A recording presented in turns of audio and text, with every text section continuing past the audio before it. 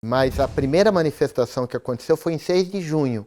E já na primeira manifestação, ela acabou com quebra da ordem. Os manifestantes acabam quebrando a ordem, interrompem o cruzamento da 23 de maio com a 9 de julho, se dividem em dois grupos, um grupo segue para Paulista e o outro grupo segue para o centro de São Paulo, ali Viaduto do Chá, passa do Praça do Patriarca, eu acompanho esse grupo. As manifestações sempre tiveram uma lógica.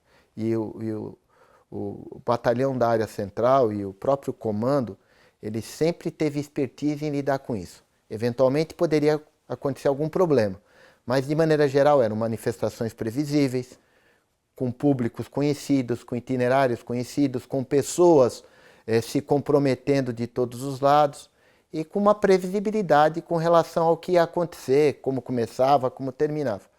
As manifestações de junho, elas retiram toda essa lógica, elas inviabilizam, até pela ausência de contato dos manifestantes, ou da forma de acionamento, de chamamento, da incapacidade de estimar nos primeiros momentos quantas pessoas compareceriam, elas invertem toda essa lógica e passam ao Brigada PM uma lógica de planejamento muito mais aperfeiçoada. Nós tínhamos, na maioria das vezes, condição de prever e condição de interagir com quem ia se manifestar.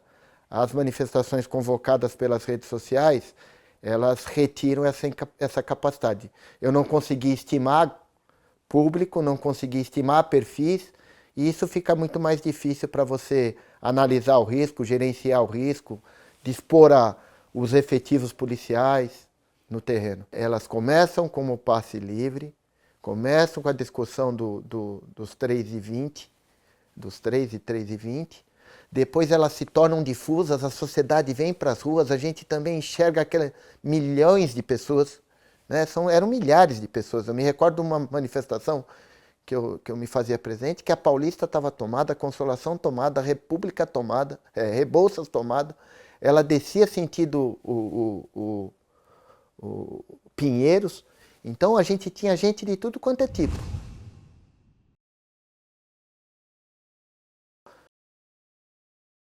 Primeiro, sempre houve um grupo interessado no confronto. Em dado momento, as manifestações passam a ser mais heterogêneas.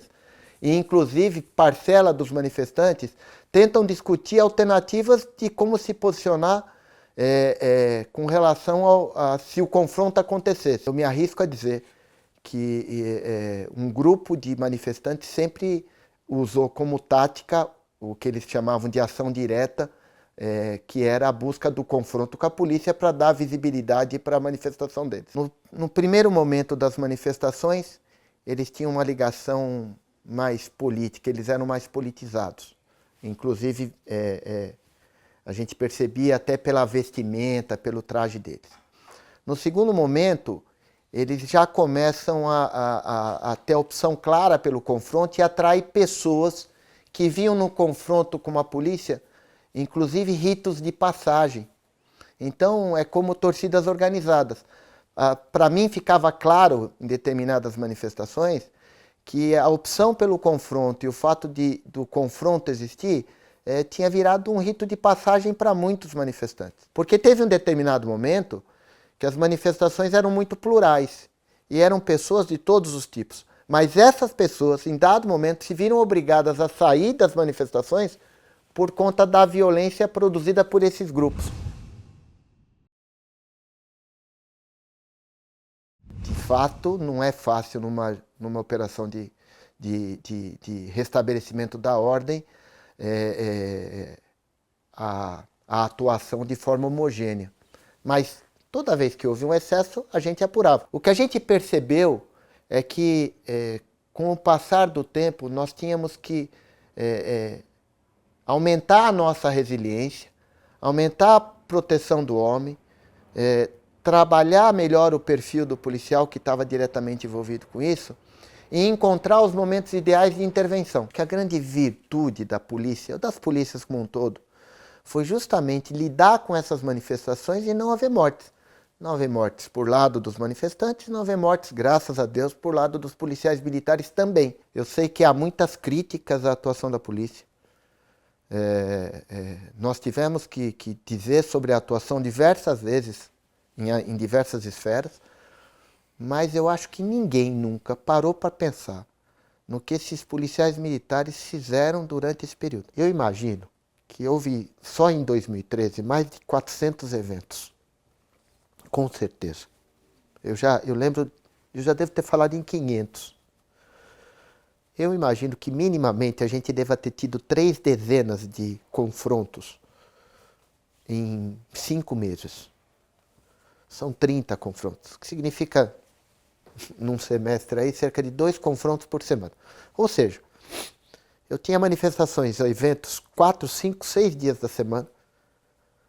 E desses 6 dias, 2, eles acabavam em confronto. Não é tarefa fácil. E eu não sou herói, por favor.